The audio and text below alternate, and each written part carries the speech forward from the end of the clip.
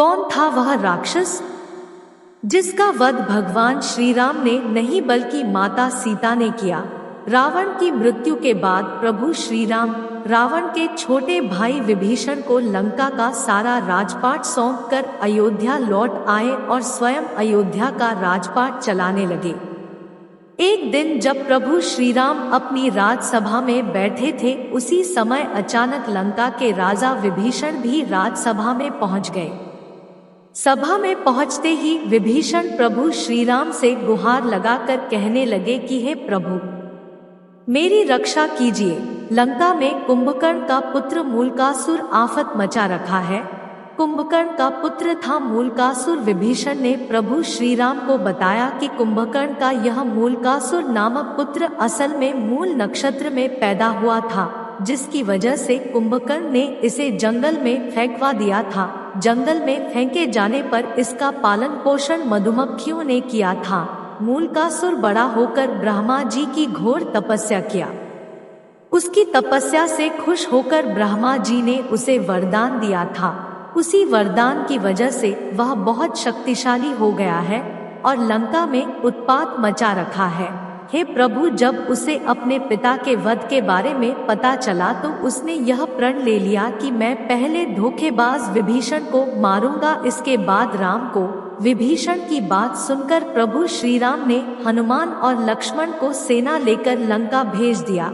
इधर जैसे ही मूलकासुर को राम की सेना के आने की बात पता चली तो वह भी अपनी सेना के साथ लंका के बाहर आ गया। दोनों सेनाओं के बीच करीब 7 दिनों तक घोर युद्ध चलता रहा, लेकिन मूलकासुर अकेले ही श्री राम की सेना पर भारी पड़ रहा था। मूलकासुर को स्त्री के हाथों मरने के मिला वरदान। उधर प्रभु श्री राम जब अपने मंत्री सहित लंका पहुँचे तो उन्हें भी युद्ध के बारे में पता चला, जिससे वे चिंतित हो गए। उसी समय ब्रह्मा जी भी वहां पर आ गए और प्रभु श्री राम से कहने लगे कि हे भगवान, इसे मैंने स्त्री के हाथों से मरने का वरदान दिया है, इसलिए आप सीता को यहाँ बुलाकर उनसे ही इसका वध करवाइए। ब्रह्मा जी की बात सुनकर प्रभु श्री राम ने हनुमान को अयोध्या भेजकर माता सीता को लंका बुलाया। लंका पहुँचने पर प्रभु श्री राम ने माता सीता को मूलकासुर के बारे में पूरी बातें बताई। प्रभु श्री राम की बात सुनकर माता सीता को क्रोध आ गया। क्रोध में ही उनके शरीर से एक तामसी शक्ति निकल पड़ी। यह शक्ति सीता की छाया में चंडी का रूप धारण कर लंका की तरफ चल पड़ी। सीता ने मूलकासुर पर चलाए 5 बाण। उधर प्रभु श्री राम का इशारा पाकर वानर सेना मूलकासुर की तांत्रिक क्रिया को तहस-नहस करने लगी, जिस पर मूलकासुर क्रोध में अपनी तांत्रिक क्रिया को छोड़कर वानरों को खाने के लिए उनके पीछे दौड़ पड़ा। वानरों के पीछे दौड़ते दौड़ते वह युद्ध के मैदान तक आ गया। युद्ध के मैदान में पहुंचकर जब वह सीता की छाया को देखा तो गरजकर बोला, तू कौन? इस पर सीता की छाया ने गर्जना करते हुए कहा कि मैं तुम्हारी मौत चंडी हूँ।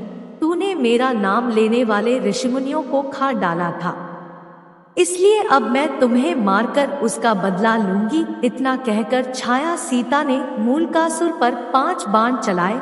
दोनों में घोर युद्ध हुआ। अंत में छाया सीता ने चंडिकास्त्र का प्रयोग करते हुए मूलकासुर का वध कर दिया। मूलकासुर का वध करने के बाद छाया सीता वापस लौटकर माता सीता के शरीर में प्रवेश कर गई।